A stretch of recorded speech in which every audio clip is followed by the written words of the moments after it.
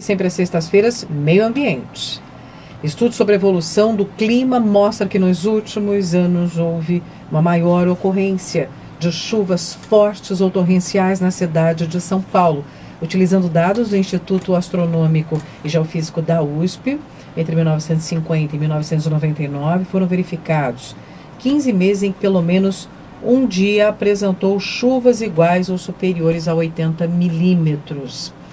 Bom, entre 2000 e 2017 foram verificados 18 meses em que ao menos um dia choveu os 80 milímetros ou mais. Então, quais são as razões que contribuem para a maior ocorrência de chuvas intensas na cidade de São Paulo e quais as implicações disso para a população?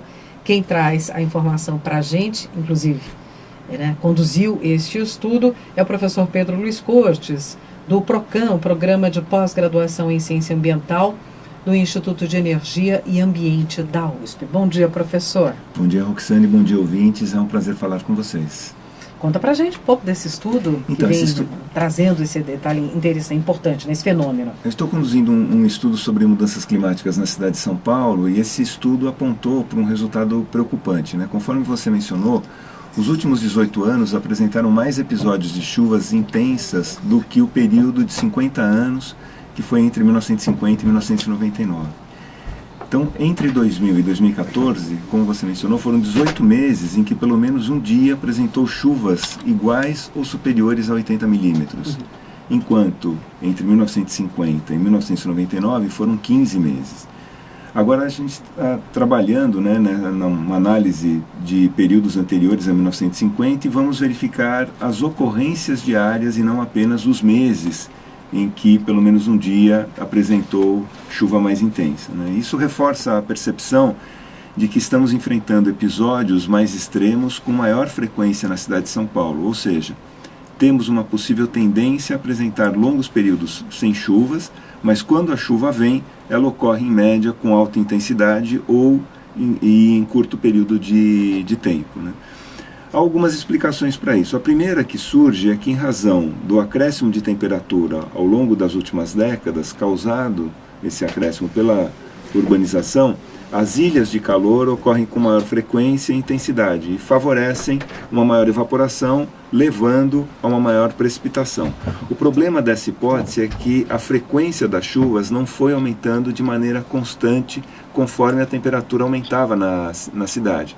Esse aumento das chuvas ele é mais significativo a partir da virada do século. Outra hipótese é que com as mudanças climáticas, o clima da cidade de São Paulo tem entrado em uma nova configuração.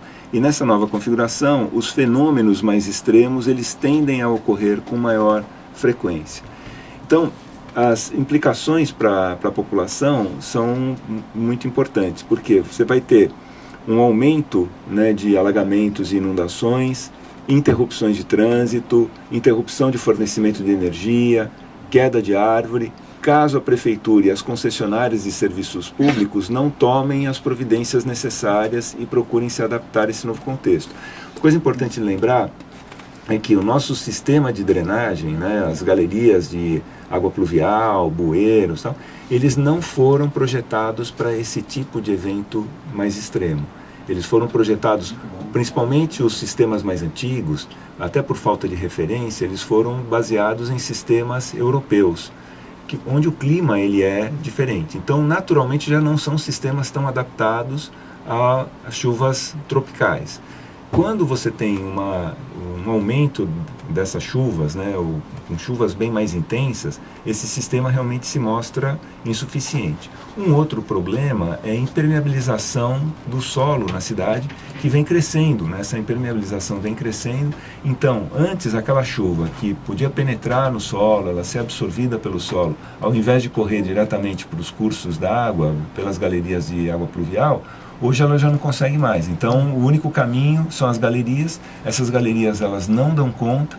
Muitos dos rios da cidade de São Paulo, de córregos, estão canalizados. Então, eles perderam aquela capacidade de escoar chuvas mais intensas. Aquela absorção que seria natural, né? A única maneira que esses rios canalizados têm de dar conta disso é tentando recuperar o seu leito original, que hoje já está ocupado por avenidas, está urbanizado. Então, daí os alagamentos.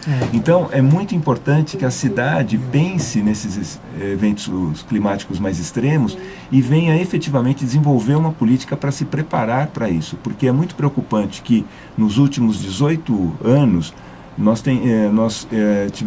tivemos uma ocorrência muito maior de eventos extremos do que nos 50 anos anteriores. Quer dizer, tem uma tendência aí de aumentar isso e a cidade precisa se adaptar, preparar. Né? Precisa se preparar, porque senão a gente já sabe os problemas que ocorrem. Né? Exatamente. Colocando as pessoas em risco, né? A pessoa perde tudo, perde o carro, né? Isso quando não perde a vida, né? Isso que é o mais complicado. Tá? E, portanto, precisamos nos preparar, portanto, para este evento que vem sendo observado e estudado. A gente vai trazer mais resultados deste estudo com o professor Pedro Luiz Cortes, que conversa aqui com a gente sempre às sextas-feiras, no Jornal da USP. Ele é professor do Programa de Pós-Graduação em Ciência Ambiental, do Instituto de Energia e Ambiente da USP, professor também associado da ECA, e tem um canal, né, no YouTube, Ambiente ao Nosso Meio, em que ele também discute estes temas que apresenta aqui para o ouvinte da Rádio USP. Muito obrigada, professor. Eu que agradeço. Até a próxima sexta-feira. Até a próxima.